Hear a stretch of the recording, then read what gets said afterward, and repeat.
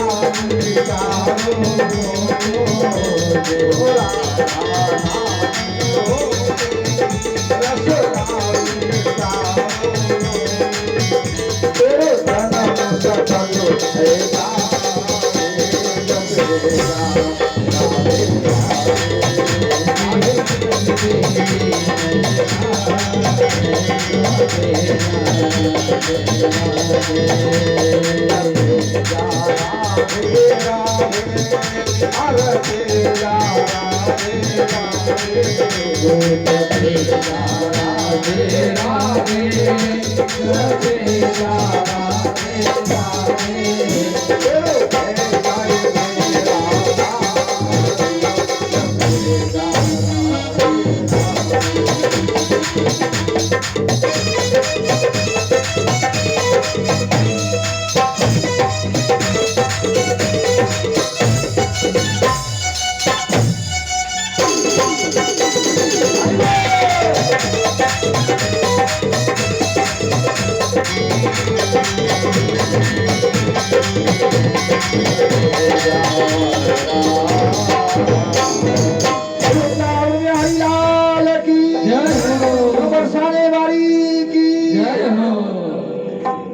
सभी बैठ जाए। तो इस प्रकार से सुखदेव भगवान जी महाराज परीक्षित को बड़ी सुंदर पावन कथा भागवत की श्रवण करा रहे हैं, क्योंकि परीक्षित जी को श्राप लगा है, उनको सर्प काटेगा और सर्प के काटने से मृत्यु होना निश्चित है, और मरने के बाद में नरक में भी जाना। तो नरक से बचाने के लिए भगवान सुखदेव जी श्रीमद् भागवत की कथा का रसपान करा रहे हैं, और जितना ही कथा सुनते उतना ही उनका शरीर वज्र का हो रहा है। परीक्षित जी का शरीर पक रहा है, वज्र का होता जा रहा है। भागवत में वर्णन आया है, सुखदेव जी ने कहा कि कथा के प्रभाव से हे परीक्षित आपका शरीर वज्र का हो जाएगा, जिससे कि सर्प आपको कितना भी डसेगा लेकिन आपको डस नहीं पाएगा। ये भागवत का प्रभाव। तो देवर्षि नारद जी ने महाराज उग्रसेन को पुत्र प्रदान किया। कहा लो राजन, आपको मैं एक बालक दे रहा हूं, इस बालक के द्वारा आपका नाम होगा, आपका वंश बढ़ेगा, आपकी उन्नति होगी। उस बच्चे का नारद जी ने नामकरण संस्कार किया। क्या नाम रखा है? कंस नाम रखा। और उस बालक के गुरु भी नारद जी बन गए। शिक्षक दीक्षक दोनों प्रकार के गुरु हो गए नारद जी। महाराज उग्रसेन ने उस बच्चे का पालन पोषण किया प्रेम से। नारद बाबा चले गए। इधर धीरे धीरे समय व्यतीत होता है।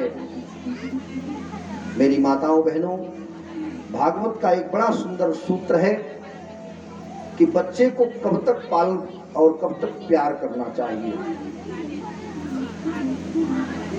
देवियों थोड़ा शांति का सहयोग प्रदान करें। अपनी संतान को कितने दिन तक मनुष्य को, मानव को लाड़ प्यार दुलार करना चाहिए। हम ये नहीं कहते कि उससे प्यार मत करो, लेकिन प्यार करने की एक अवधि है, समय है। अगर आपने अपनी संतान को बहुत ज्यादा समय तक दुलार में रखा, बहुत ज्यादा समय तक बहुत लाड़ लड़ाया, तो आगे चल करके आपको ही पछताना पड़ेगा, आपको ही रोना पड़ेगा। क्यों? ये भागवत का सूत्र है, याद रखिए। कहते हैं कि 5 वर्षे लालनम पालनम 10 वर्षम च ताड़येत। बच्चे को 5 साल तक जितना दिल आए उतना खूब खिलाओ, खूब प्यार करो, खूब दुलार करो, खूब पुरस्कार करो, जैसे मर्जी आए वैसे उसको। उसके बाद में महाराज मनु ने भी लिखा है 10 वर्षम च ताड़येत। 5 साल के बाद में बच्चे को गुरुकुल भेजो। शिक्षा दीक्षा अपने घर में गाइड करो, पढ़ाओ लिखाओ समझाओ उसको, अपनी संस्कृति का ज्ञान कराओ, अपने कल्चर का ज्ञान कराओ, अपने परिवार का ज्ञान कराओ। भाई ये तुम्हारा ताऊ है, ये बड़े पापा, ये छोटे पापा, ये चाचा है, चाची है, नाना है, नानी है, ताऊ है, ये है, वो है। तमाम पूरे सिस्टम को उसे समझाना शुरू करो और अच्छे संस्कारों को उसे प्रदान करें। ऐसा करते हैं। रामचरितमानस में पूज्य गोस्वामी तुलसीदास जी ने 3 प्रकार की शिक्षाएं दी है मनुष्य को। 3 प्रकार की शिक्षा। पहली शिक्षा तो ये दी है बच्चों के लिए कि बच्चों को सिखाना क्या है। जैसे प्रभु राम जी ने प्रातःकाल उठना, बच्चे को सवेरे उठना चाहिए। सवेरे उठ करके अपनी दिनचर्या को पूरा करें, है? अपने बड़े बुजुर्गों का आदर सम्मान, उनको प्रणाम करें। प्रणाम करने से प्रातः काल उठ करके जो बालक अपने माता पिता गुरु को प्रणाम करता है, उसे 4 चीजें हैं फ्री ऑफ कॉस्ट। जिसमें कोई चार्ज नहीं लगता, कोई पैसा नहीं लगता है।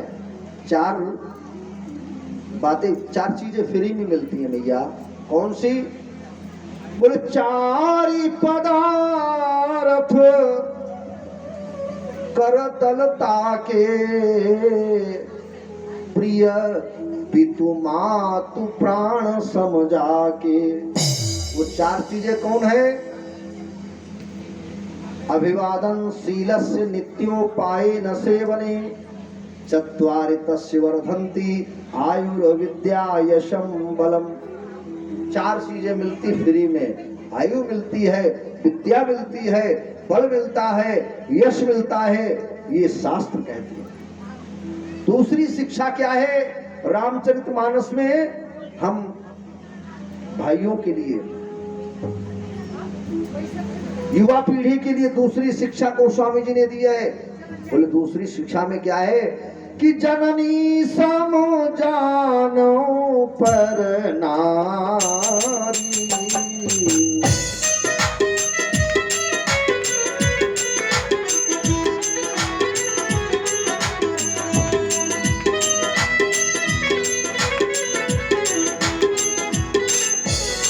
ये हमारे आपके लिए दूसरी शिक्षा है।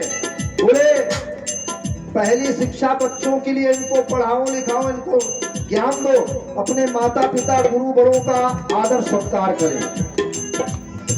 प्रातः काल उठी के रघुनाथा, मातु पिता गुरु नाम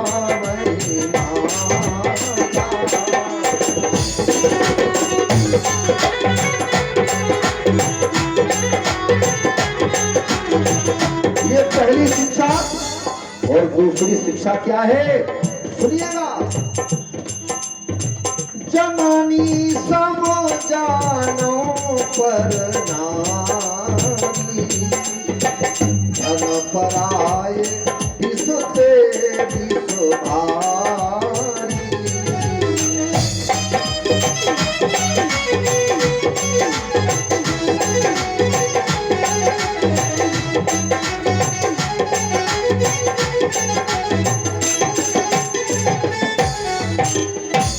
जननी सम जानहु पर नारी, ये हम भाइयों को करना चाहिए। दूसरे की स्त्री को, पुत्री को अपनी माता बहन बेटी के समान उसे समझना चाहिए। ये हम लोगों की शिक्षा है, तुलसीदास जी लिख के गए हैं। और तीसरी शिक्षा क्या है मेरी बहनों माताओं? सुनिएगा, आपके लिए है। रामचरितमानस में तीसरी शिक्षा इन देवियों के लिए दी है। बोले क्या? कि एक ही धर्म, आपके जीवन का सबसे बड़ा धर्म और पुण्य क्या है? कि एक ही धर्म एक व्रत लेना।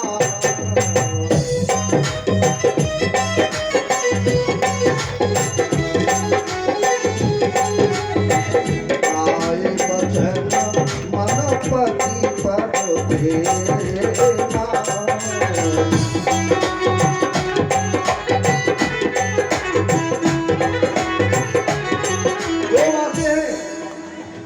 क्या?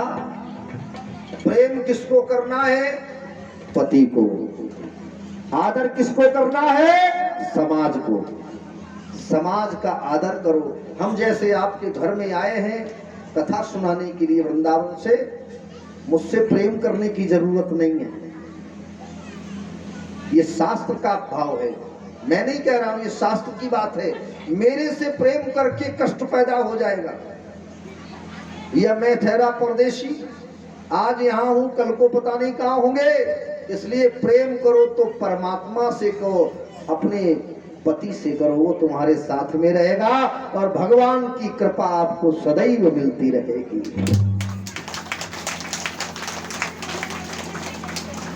और अजनबी से प्रेम करोगे तो दुख के सिवा और कुछ भी मिलेगा नहीं। प्रेम पति से करना चाहिए, जिसने 7 फेरे लिए हैं, 7 वचन दिए हैं, आपके जीवन का निर्वहन करने का उसने संकल्प लिया है। प्रेम उसको करो। अदरवाइज आप प्रेम करते हैं तो सिवाय कष्ट और दुख के आपको और कुछ भी हाथ में नहीं मिलेगा। मिलेगा? नहीं मिलेगा। ठोक दो ताली इसी बात पे। प्यारे, बस यही तो सीखना है, यही तो जानना है।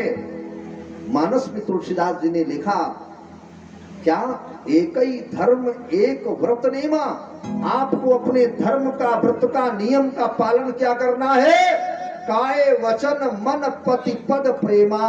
अपने पति के वचनों पर अमल करें, पति की बात माने, पति की सेवा करें, पति की आज्ञा का पालन करें और पति के ही अनुसार अपना जीवन यापन करें।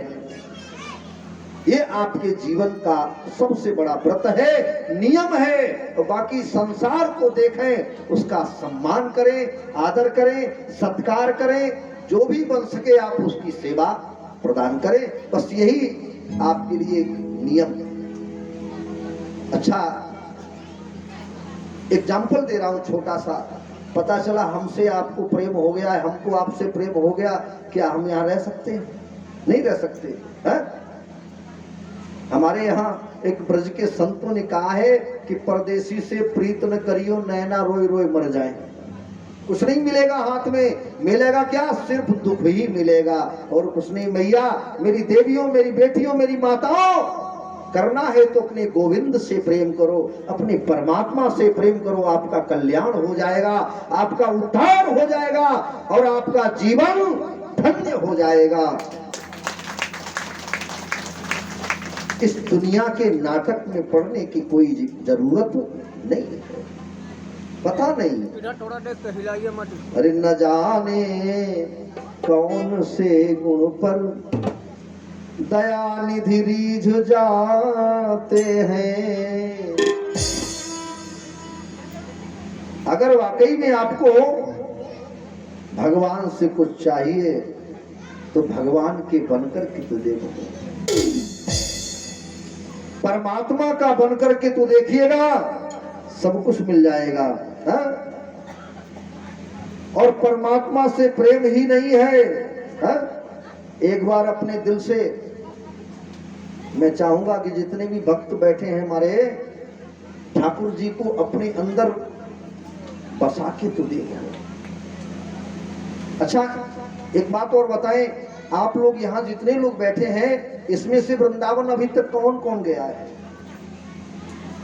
जो गया हो जरा हाथ उठाए। वृंदावन कौन कौन? 2 ही लोग गए, 3 लोग। चलिए, बहुत बहुत जितने भी गए बड़े महान हैं। अच्छा, सच बताना, जो वृंदावन गया है उसे बार बार जाने का मन होता है या नहीं होता है? होता है ना? एक बार जोर से आवाज लगाए, होता है। अच्छा, जो नहीं गया है उसका मन होता है? होता है। तो 1 मिनट के लिए मेरे साथ जरा खड़े होकर के चलो, वृंदावन अभी ले चलते हैं आपको।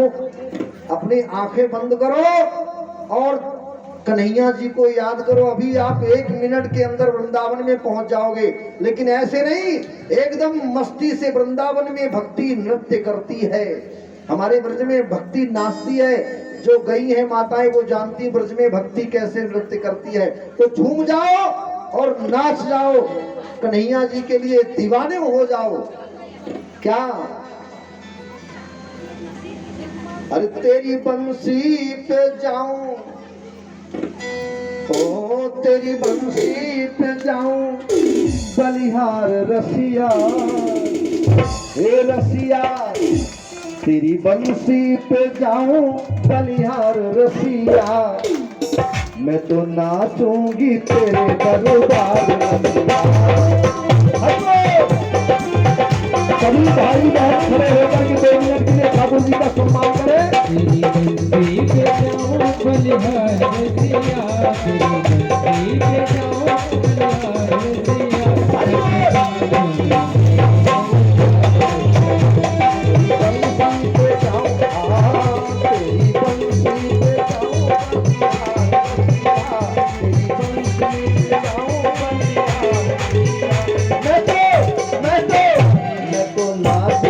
तेरे दरबार में।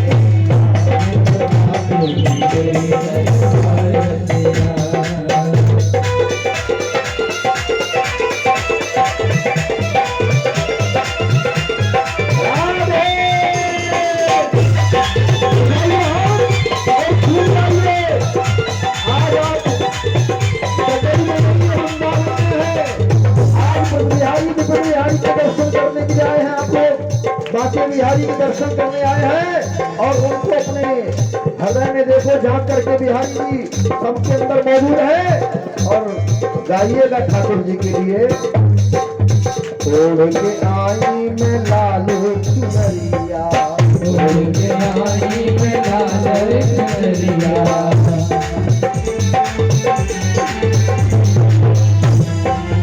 लाल चुनरिया में तो लाल चुनरिया, लाल चुनरिया में तो लाल चुनरिया, मैं तो करियाई, मैं तो करियाई सोला सिंगार रसिया, मैं तो करियाई सोला सिंगार रसिया, मैं तो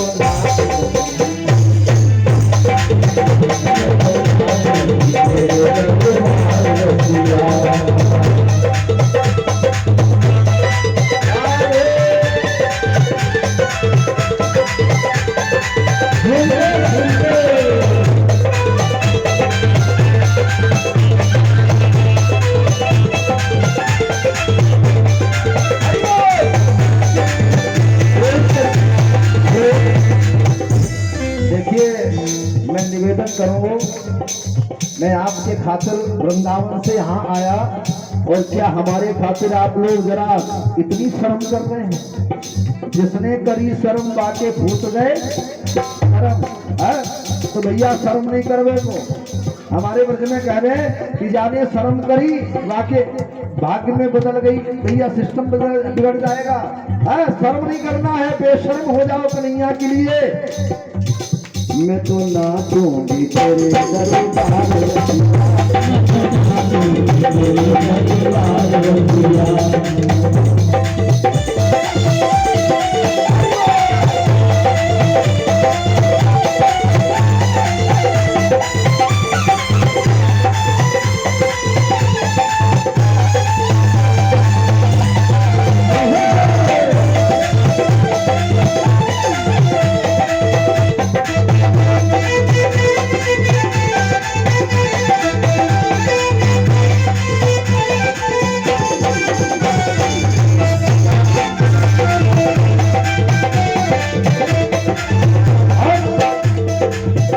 लेके मैं बनी रे गुजरिया, लेके मैं बनी रे गुजरिया, लेके मैं बनी रे गुजरिया, लेके मैं बनी रे गुजरिया, तेरे खातिर में सभी रे समझिया, तेरे खातिर में सभी रे समझिया।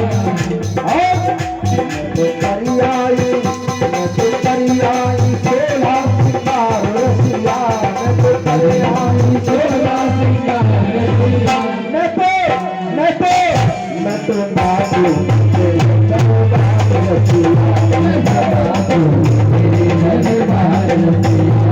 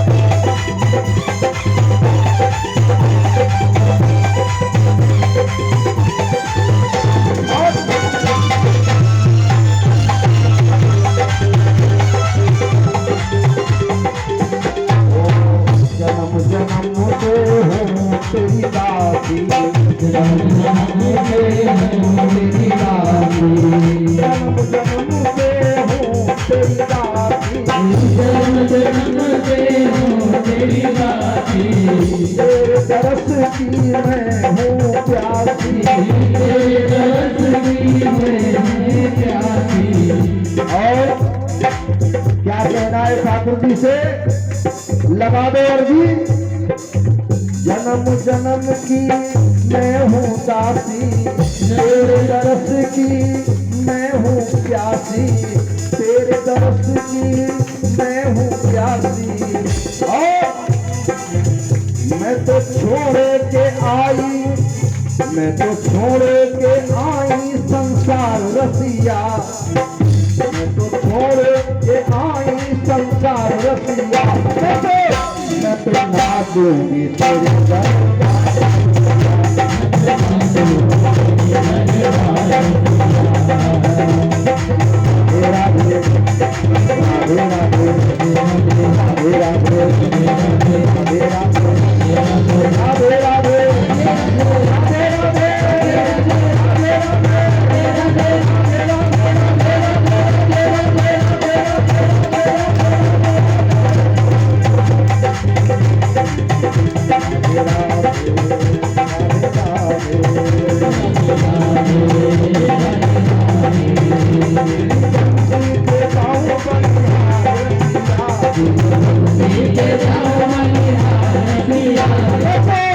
मैं तो ना दूंगी तेरे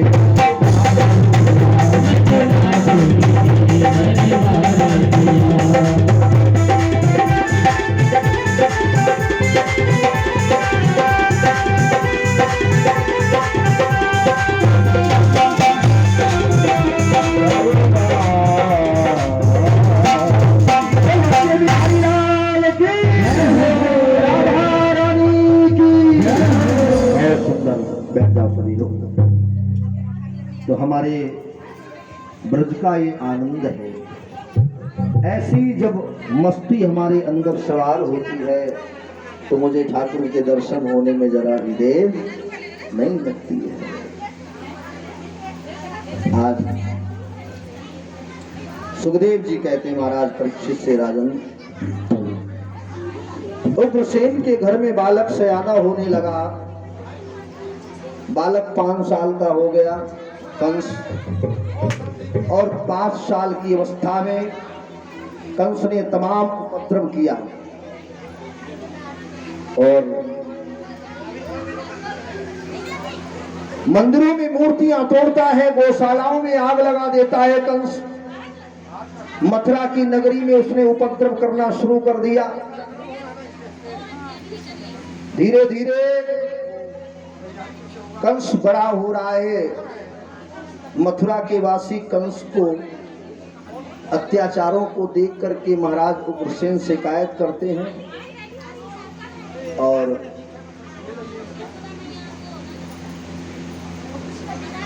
प्यारे कंस के उपद्रव को देख करके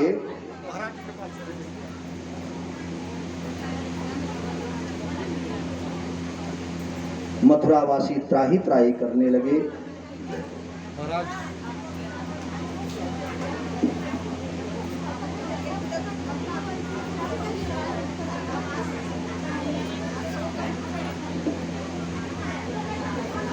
मेरे भाइयों भक्तों, शांति के साथ में बैठ करके आप कथा का आनंद लें। हाँ, वार्तालाप कम करिएगा, कथा के बीच में अपनी बात कम करें, भगवान की बात ज्यादा सुने।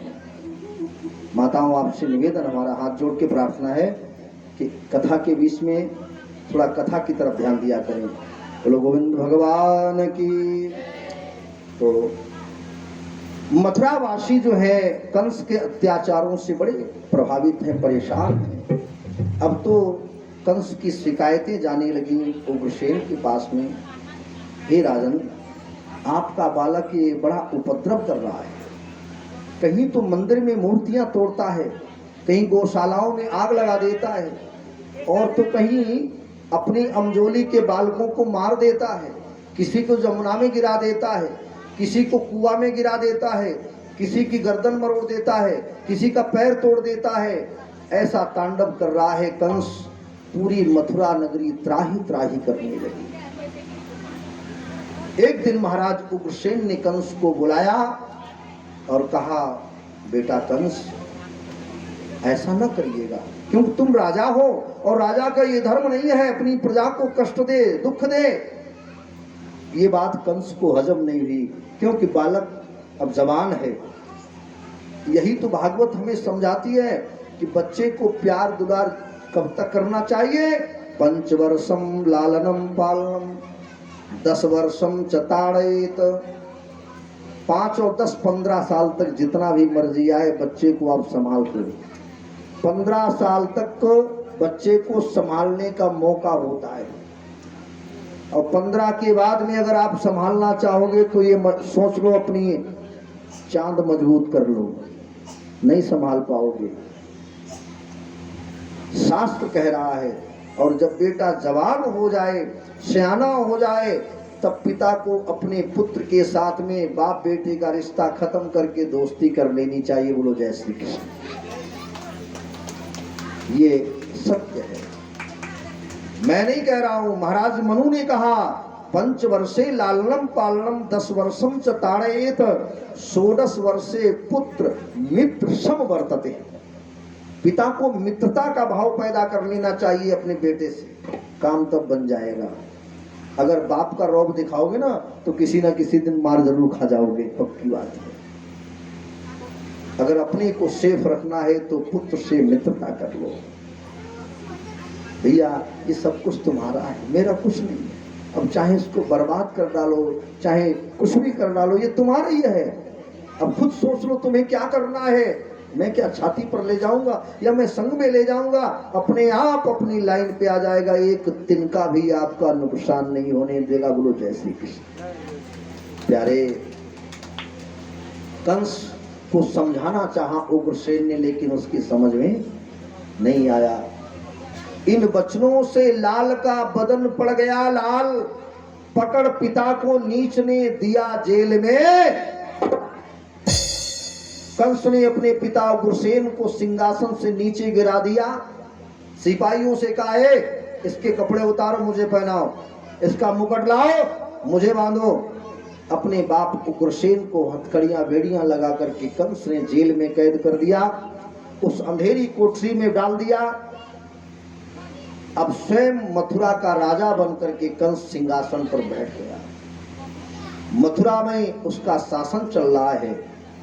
शासन कैसा है? वो जो चाहता है, जो करता है, वही होता है। मथुरा के वासी अपनी मर्जी से एक पत्ता तक नहीं हिला सकते हैं। धीरे धीरे समय व्यतीत हुआ। अब तो पूरी मथुरा नगरी ही क्या, अब तो ऋषि मुनि गौ ब्राह्मण गाय सब त्राही त्राही करने लगे। और यहां तक पापाचार बढ़ा, यहां तक उपद्रव बढ़ा कि धरती मैया भी अब त्राही त्राही करने लगी। पृथ्वी मैया बैरागिन बनकर के ब्रह्मा जी के पास में पहुंची। ब्रह्मा जी से कहा, हे ब्रह्मन, अब मैं क्या करूं? अब तो बहुत मुश्किल है। इस धरा पर बहुत ही अब अत्याचार हो रहा है, घोर अपराध हो रहा है, मेरे से बर्दाश्त नहीं हो रहा। तब ब्रह्मा जी ने कहा, देवी, हे वसुंधरा, ये मदद हम आपकी नहीं कर सकते। क्यों? ये हमारे हाथ में नहीं है। चलो हम लोग सब चलते हैं। कहाँ? जो पूरी त्रिलोकी का मालिक है, परमात्मा के यहाँ चलते हैं। वैकुंठ में क्षीर सागर के किनारे ब्रह्मा जी, पृथ्वी और ऋषि मुनि देवी देवतागण सभी जाकर के पहुंचे और क्षीर सागर के किनारे पर हाथ जोड़ करके सब देवताओं ने भगवान का वंदन किया, प्रार्थना की, हे प्रभु, हे चक्र सुदर्शनधारी, हे नाथ, शांताकारं भुजगशयनं पद्मनाभं सुरेशं विश्वाधारं गगनसरसं मेघवर्ण शुभांगं लक्ष्मीकान्तं कमलनयनं योगभिर्ध्यानगम्यं वन्दे विष्णु भवभयहरणं सर्वलोकैकनाथं लोकैकनाथम। बोलिए लक्ष्मी नारायण भगवान की। भगवान की प्रार्थना की सभी ने, और पृथ्वी मैया रो रही है, प्रभु अब मैं कैसे रह पाऊंगी।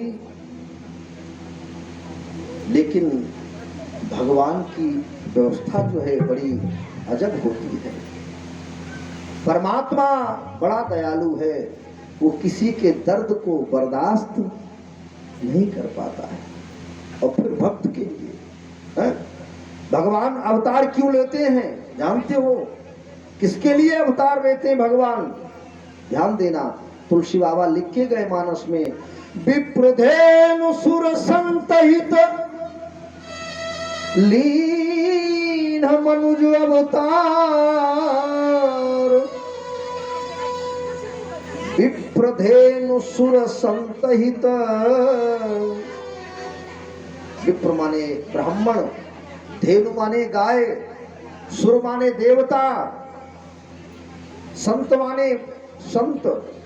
विप्रधेनु सुर संतहित, और यहां तक भक्त के लिए, क्योंकि भगवान भक्त की कोई, जय हो, भक्त की कोई जाति नहीं होती है। ध्यान देना, भक्त का कोई स्वरूप नहीं, कोई जाति नहीं है। विप्रधेनु सुर संतहित लीन मनुज अवतार। हरि इच्छा निर्मित भयो।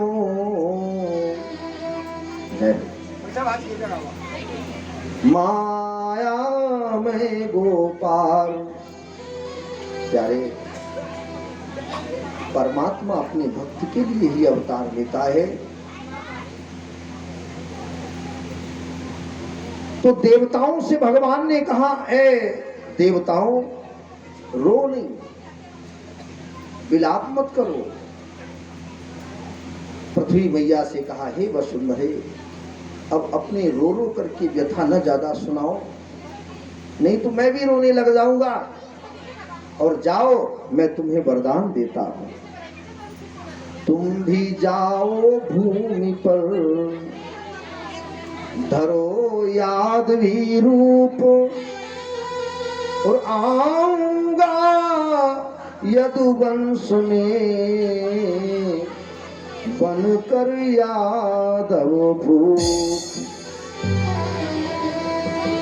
मेरे प्रभु ने वरदान दे दिया देवताओं को, जाओ और मृत्यु लोक में जाकर के तुम सभी यदुवंशी बन जाओ, और यदुवंश में ही मैं आकर के अपना अवतार लेंगे। प्रभु यदुवंश में ही अपना अवतार लेंगे। भगवान ने उनको आश्वासन दिया, और समस्त देवी देवतागण पृथ्वी मैया वरदान पा करके आए, और आकर के मृत्यु लोक में सब अपने अपने में विलुप्त हो गए, समाहित हो गए। धीरे धीरे और समय व्यतीत हुआ। अब मथुरा में एक उत्सव होने जा रहा है। कंस के एक चाचा थे जिनका नाम था महाराज देवक। राजा देवक थे, और देवक के एक बेटी थी जिसका नाम था देवकी। उनकी बेटी का नाम था देवकी, विवाह की योग्य थी। तो देवकी के विवाह के लिए महाराज देवक को चिंता हुई। हर माँ बाप को चिंता होती है, हर पिता को चिंता होती कि मेरी बेटी शादी की योग्य हो गई, सयानी हो गई, बड़ी हो गई है, तो इसका विवाह कहीं न कहीं किया जाए।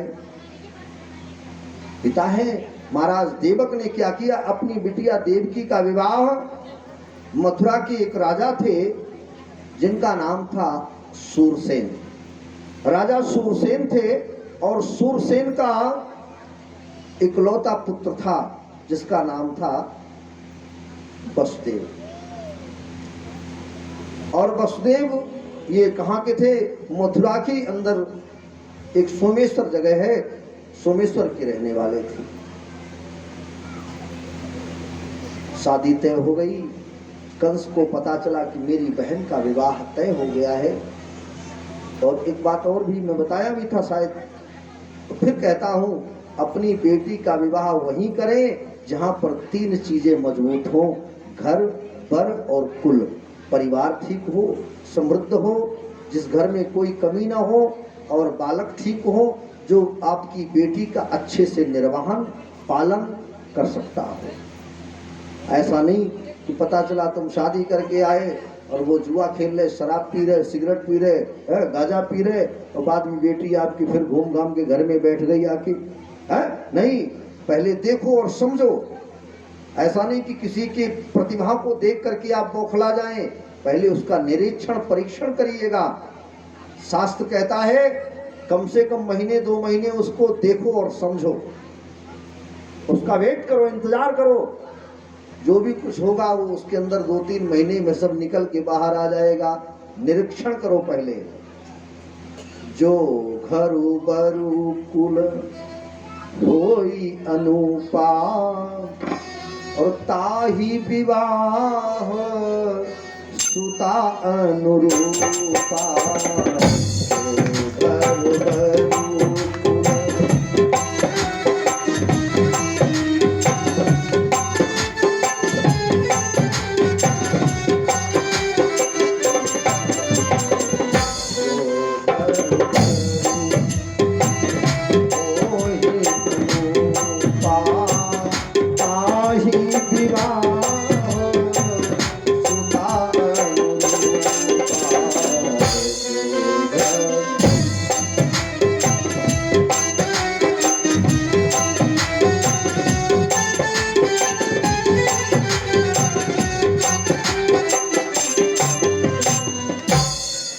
घर वर कुल तीनों चीजें परिपक्व हों तभी अपनी कन्या का विवाह करें, ये धर्म शास्त्र कहते, भागवत कहती है। तो इधर महाराज देवक ने अपनी बेटी का विवाह सिद्ध किया, तय किया। कंस को पता चला कि मेरी बहन का विवाह तय हो गया है, हमारे यहाँ मथुरा में बारात आने वाली है। उसने ऐलान कर दिया, मथुरा के वासियों कान खोल के सुन लो, जिसके घर के दरवाजे पर ध्वजा पताकाएं, तोरण बंधनवार और अबीर गुलाल इत्र सेंट नहीं छिड़का हुआ मिला, उसको फांसी की सजा दे दी जाएगी। पूरी मथुरा नगरी को ऐलान कर दिया कंस ने कि हर घर में सुंदरता, सजावट, सज्जा होनी चाहिए, क्योंकि मेरी बहन की शादी होने वाली है, मेरे घर में बहनोई आने वाला है, बारात आने वाली है। और मथुरा में अगर बारात आए और बारातियों ने कह दिया कि मथुरा नगरी में कोई सुंदरता नहीं है, उसके बदले में क्या होगा, तो ये समझ ले कि वो सीधे फांसी के फंदे पर जाएगा। ये मथुरा नरेश कंस का आदेश है। पूरी मथुरा नगरी भयभीत हो गई। अब तो भैया मरना तो है नहीं, आदेश का पालन करना है। राजा कंस की आज्ञा का पालन करने के लिए पूरी मथुरा नगरी चकाचौंध हो गई। गली गली में इत्र सेंट गुलाल छिड़का जा रहा है, गली गली में फुलवारियां क्यारियां बनाई जा रही हैं, तोरण पताकाएं ध्वजाएं लगाई जा रही हैं, गली गली पर मंगलाचरण किया जा रहा है, गली गली में स्वागत लिखा जा रहा है, रंगोली बनाई जा रही है। धीरे धीरे समय बीता तो बारात का निर्धारित समय, निश्चित समय आ गया।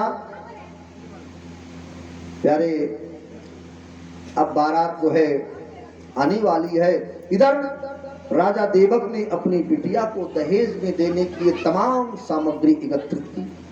हाथी, घोड़ा, रथ, पालकी, वस्त्र, आभूषण और हीरा, मणिया, पन्ना, पुखराज, मोती, माणिक, तमाम रत्नों से भंडार भर के रखे हैं कि अपनी बेटी को मैं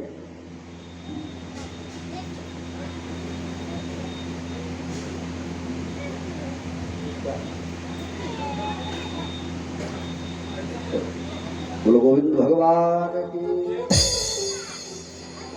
प्यारे सज्जनों, तमाम प्रकार के जो है व्यवस्थाएं की राजा देवक ने। धीरे धीरे और समय बीता, बारात आ गई मथुरा में। कंस ने स्वागत किया, सत्कार किया बारातियों का, बाराती को रोका, जलपान कराया और समय बीतने के बाद में शादी की रस्म पूरी की जा रही है। सबसे पहले तो हमारे यहाँ इस भारत देश के अंतर्गत और हिंदू धर्म में, सनातन धर्म में क्या होता है, पहले बारात जब दरवाजे पर आती है तो उसका मंगलाचरण करते हैं, मंगलचार करते हैं, द्वारचार करते हैं। अपनी अपनी भाषा अलग अलग है लेकिन काम वही है। कहीं तो कहते दरवाजा होना है, कहीं द्वारचार होना है, कहीं मंगलाचरण होना है। सबसे पहले वर की पूजा होती है। तो राजा देवक ने अपने दरवाजे पर बारात को बुला करके राजा वसुदेव जी का सत्कार किया, स्वागत किया, द्वारचार किया, मंगलाचरण हुआ। उसके बाद में देव की बिटिया का पाणी ग्रहण संस्कार होता है। प्यारे, पाणी ग्रहण संस्कार हुआ, फेरे पड़े, विवाह संपन्न हुआ और विवाह के बाद में फिर होती है कलेवा होती है और कलेवा में दूल्हे को सम्मानित किया जाता है। जो भी जिसकी श्रद्धा होती है उसको तिलक करके उसे द्रव्य दान दक्षिणा करता है। ऐसा हमारे इस सनातन धर्म का नियम है। महाराज वसुदेव का सत्कार हुआ, तत्पश्चात विदाई होती है। देवकी की विदाई की होती, उस समय पर क्या होता है, कन्याएं अपने परिवार से मिलकर के विलाप करती, रोती हैं, बिलखती और कहती है, बहन अब तो मैं आपसे जा रही, दूर हो रही हूँ, जुदा हो रही हूँ, पता नहीं कब आना होगा, कब मिलना होगा, कब बैठना होगा। तो अपने बचपन की यादों को याद करके वो बिटिया रोती है और अपनी मैया के गले से लिपट के चिपक के कहती, मैया और मैं गुड़िया, ओ मैं बिटिया तेरे आंगन की, मैं गुड़िया तेरे आंगन की, मैं गुड़िया तेरे आंगन की, मैं गुड़िया तेरे।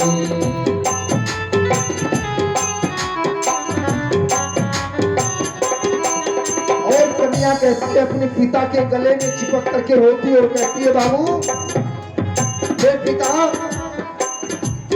तूने पिता मुझे लाडू लड़ाया, प्रेम से तुमने मुझे गोद खिलाया, तूने पिता।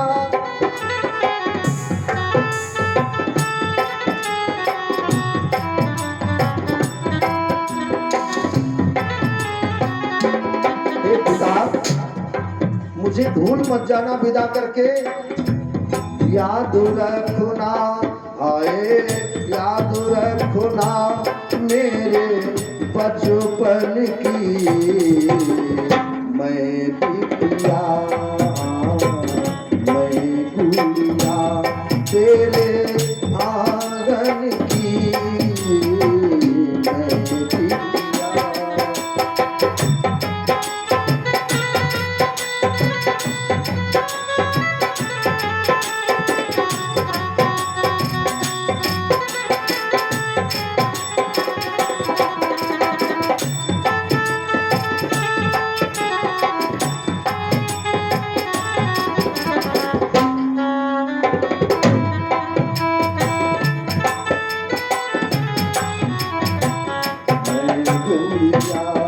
और कन्या अपने भाई से कहती, भैया मेरे भैया भूल न जाना, अपनी बहन को भैया तुम न भुलाना।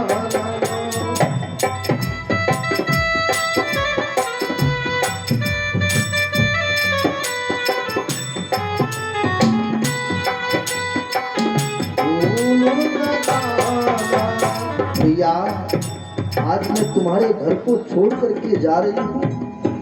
रोती और बिलखती है वो बेटी, कहती है भैया याद रखना, रोज मत याद करना कोई बात नहीं, लेकिन एक दिन जरूर चले आना।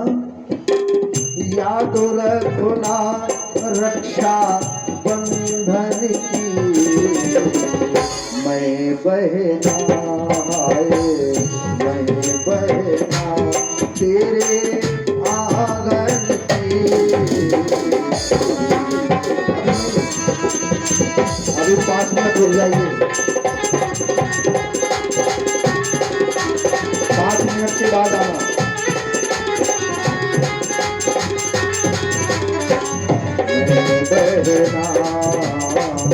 मैं बहना तेरे आंगन की, मैं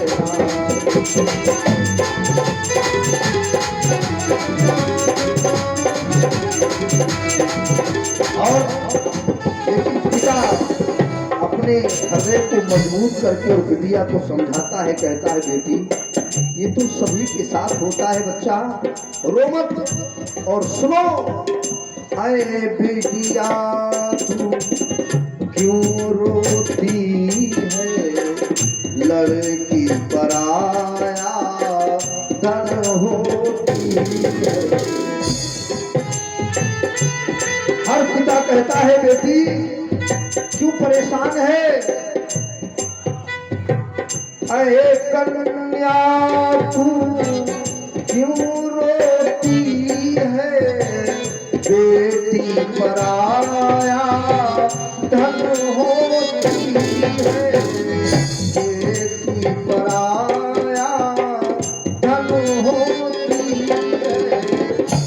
और सुनो बेटा, आज तू अपने पिता के घर को छोड़ करके दूसरे के घर में जा रही है, वो भी एक तेरा पिता ही है, वही तुम्हारा जीवन है। लेकिन इतना याद रखना बेटी, ये बूढ़ा बाप आपसे हाथ जोड़ करके विनती करता है, मेरी सफेदी की याद रखना और ध्यान रखना, मेरी बदनामी न हो पाए बेटा। ये बाप फूट फूट करके रोता और कहता है बेटी याद रखना, हाय याद रखना मेरे असुवन की, मैं गुड़िया मैं बिटिया तेरे आंगन की, मैं बिटिया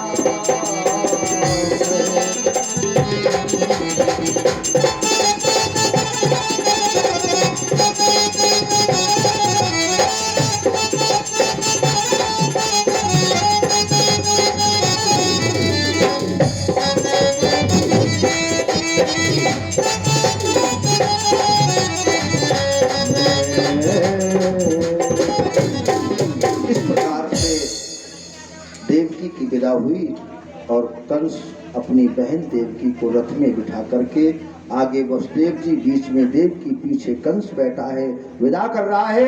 मथुरा नगरी के जैसे ही बाहर हुए आकाशवाणी हो गई, हे कंस तू जिस बहन देवकी के पीछे इतना खुशहाल है, आनंद मना रहा है, खुशियां मना रहा है, याद रखना यही खुशी तुम्हारी धूल में मिल जाएगी।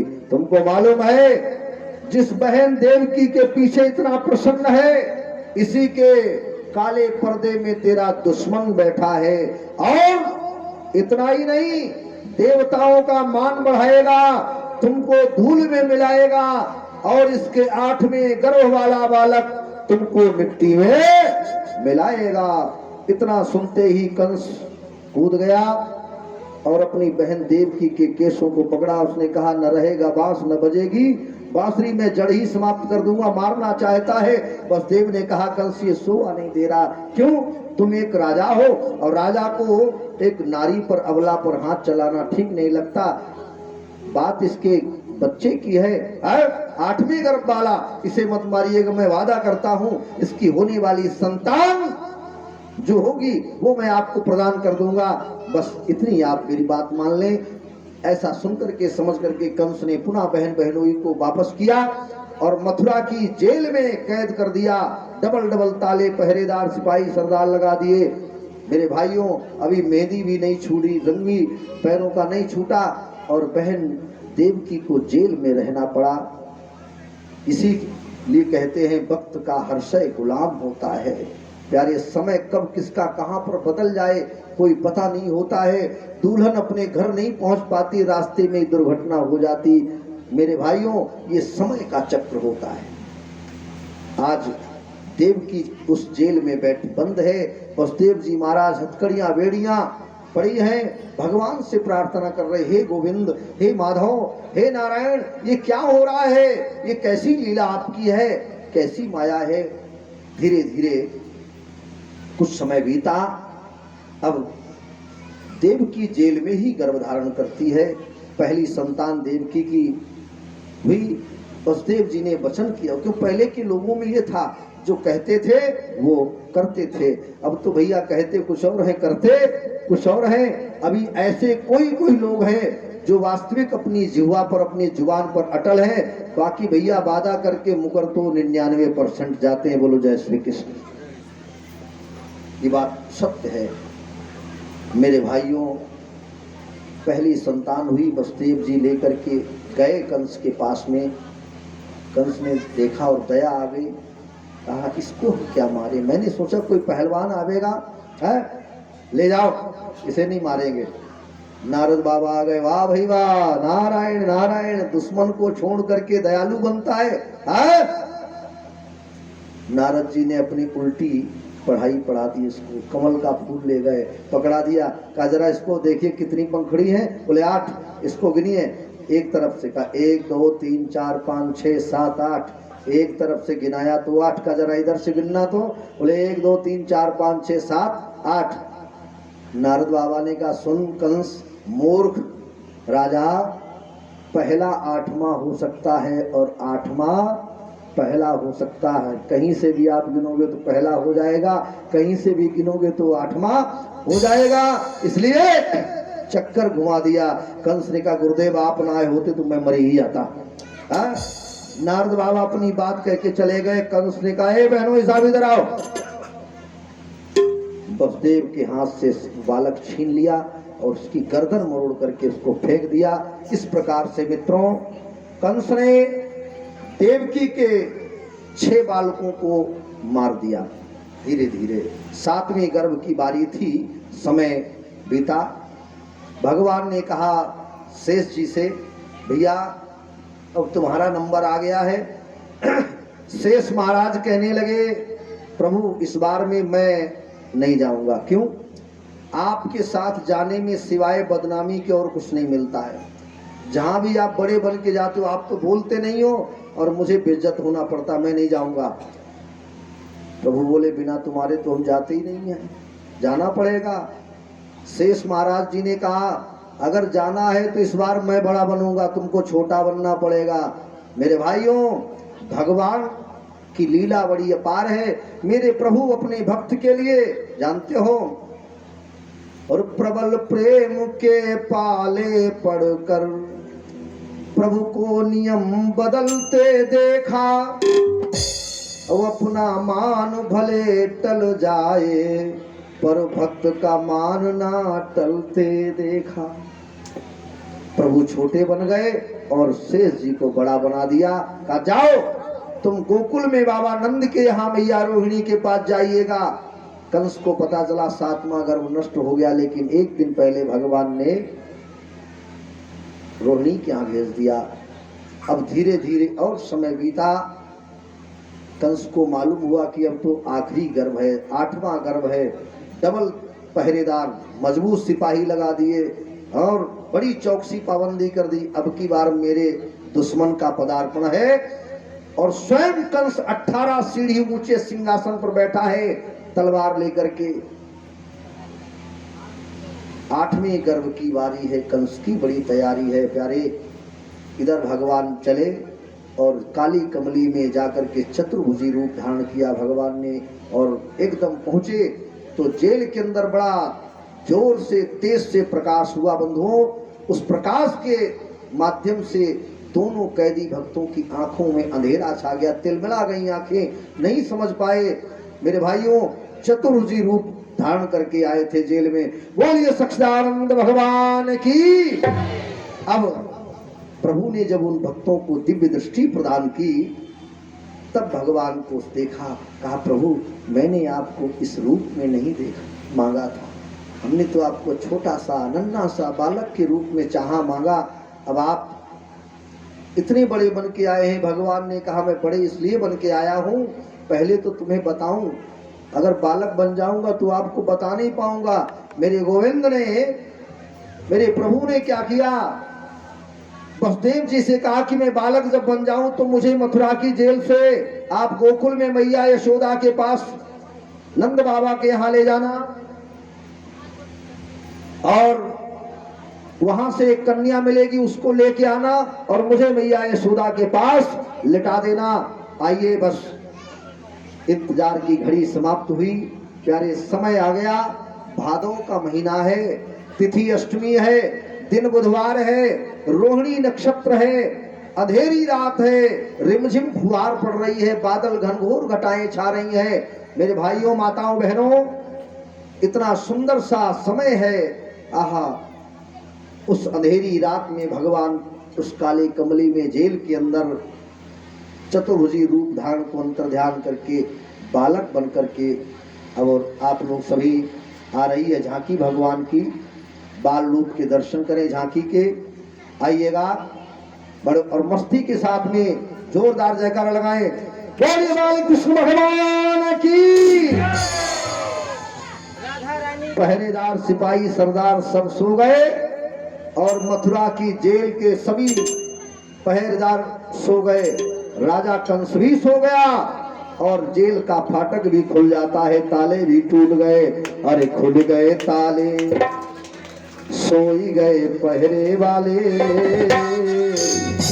भैया मस्ती के साथ में देखिए, आज ठाकुर जी का अवतार हुआ है, ये सौभाग्य इस बात का है आज कोई कंजूसी नहीं करेगा।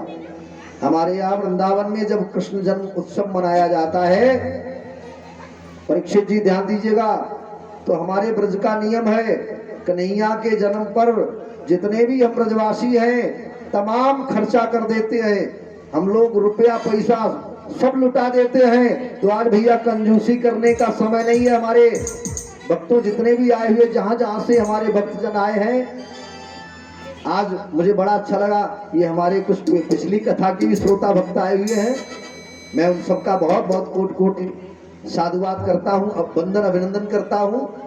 अब 3 दिन बचे और आते रहिएगा, आपको मैं याद करता रहूंगा और आप अगर ऐसे बुलाते रहेंगे तो हम हमेशा आपके पास में आते रहेंगे। मेरे भाइयों मस्ती के साथ में, और खुल गए ताले, सोए गए पहरे वाले, और जन्मे कन्हैया आधी रात को खुल गए ताले।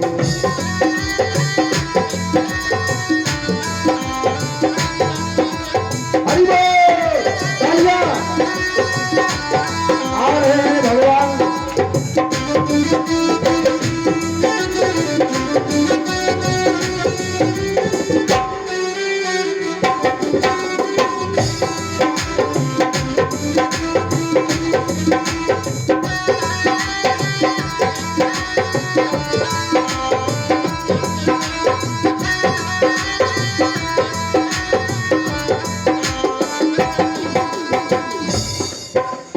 खुल गए ताले, सोए गए पहरे वाले,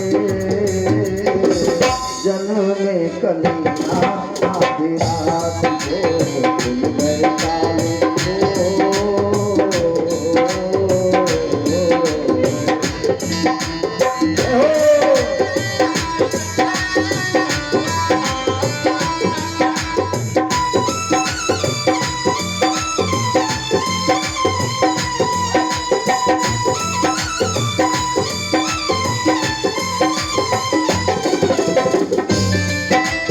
स्वागत करिए मस्ती के साथ में।